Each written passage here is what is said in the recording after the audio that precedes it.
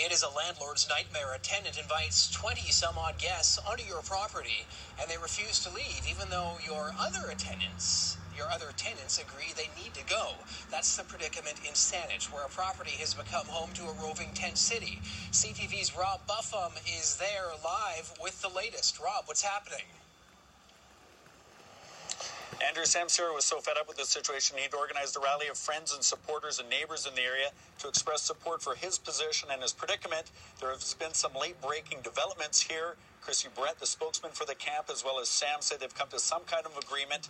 The details of that, just exactly when the tent city will move on, remains unclear, and this saga appears to be one that is not entirely resolved. It's day 3 of this new reality for Samsira. Well, it's sunk in now, but not happy.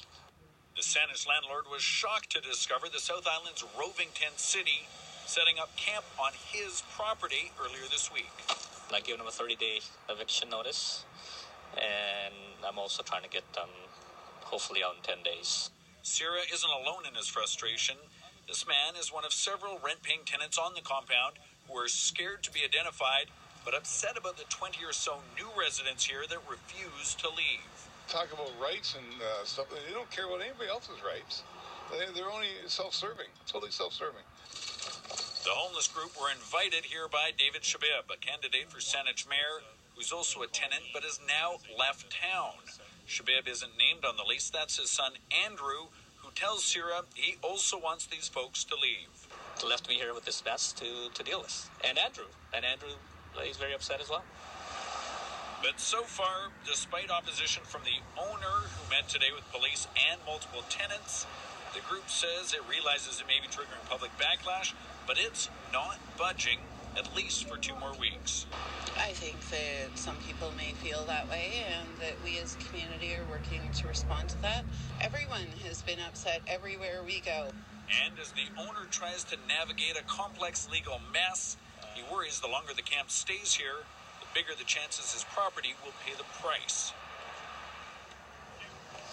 Andrew, this whole story has taken yet another turn in what has been a very tumultuous story.